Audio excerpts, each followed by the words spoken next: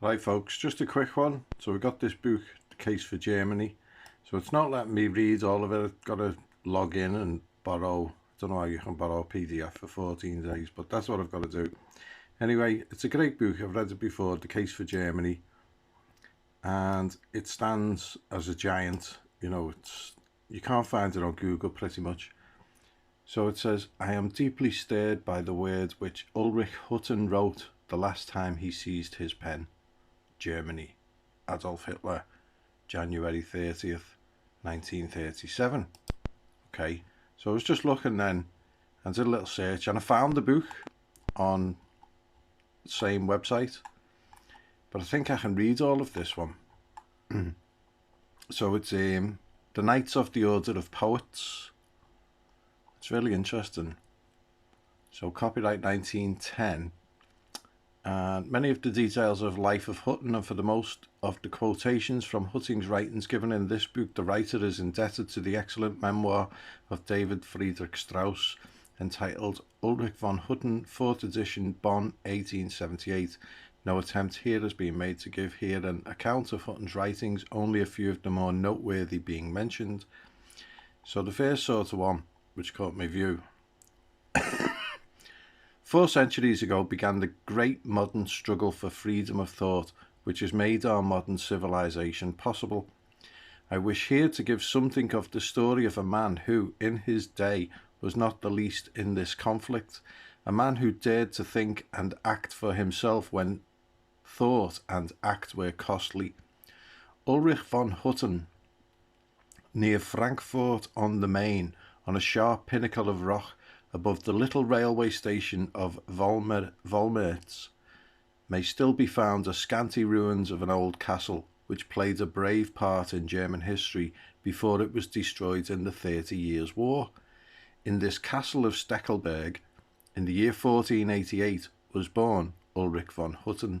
He was the last of a long line of Huttens of Steckelberg, strong men who knew not fear, who had fought for the emperor in all lands whither the imperial eagle had flown, and who, when the empire was at peace, had fought right merrily with their neighbours on all sides. Robber knights they were, no doubt, some or all of them, but in those days all was fair in love and war. And this line of warriors centred in Ulrich von Hutten, and with him it ended. The wild kindred has gone out with its greatest. Ulrich was the eldest son and bore his father's name, but he had not the son for which his father he had hoped. Slender of figure, short of stature and weak of limb, Ulrich seemed unworthy of his burly ancestry. The horse, the sword and the lute were not for him.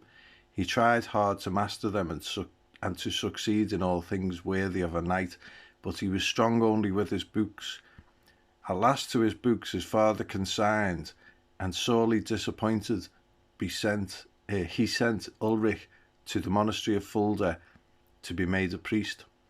A wise man, Ethelwulf von Stein, became his friend and disclosed to him a life braver than that of a priest, nobler than that of a knight, the life of a scholar. To Hutton's father, Ethelwulf wrote, "Would you bury a genius like that in the cloister? He must be a man of letters."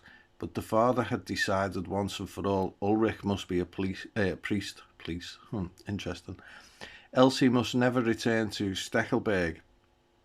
And the son took his fate in his own hands. He renounced the priesthood as he had been forced to renounce knighthood. He fled from Fulda to make his way as a scholar in the world, a world in which, in those days, as in most others, scholarship received scanty recognition. Now, you can see where it's going, because then it comes up. At the same time, another young man whose history was to be interwoven with his own, Martin Luther, author of The Jews and Their Lies, fled from the turbulence and deceit of this same world to the solitude of the monastery of Erfurt. By very different paths they came at least to work in the same cause, and their methods of action were not less different. So it's been a point of contention, hasn't it? The likes of Confucius and was it Aristotle, who was I can't remember, who was the librarian at Delphi, or Alexandria. Anyway, scholarly pursuits have always been put behind philosophical, they are philosophical pursuits. They're the love of wisdom. So the schooling that we get today are far from the scholarly studies that, for example, when you come onto the internet and you go, oh my God, there's like a whole world, and your head becomes swamped with tons and tons of information. You've got to go through it. Well, there's proof positive that scholarly pursuits have not been something that has been of emphasis in the schooling that you've received, unless maybe you've been homeschooled or something like that. I'm talking to the general populace. So I just thought it was interesting that a man such of one stature is pointing to a man of another stature. And I didn't know I was going to bring up Martin Luther, but there is of another stature, so there's good pedigree. I know you're not allowed to have pedigree in these political correct times, but there you go, there it is. Anyway, I just wanted to make the point that The Case for Germany is a great book, and yeah, the Ulrich von Hutten book looks worth a look. Cheers.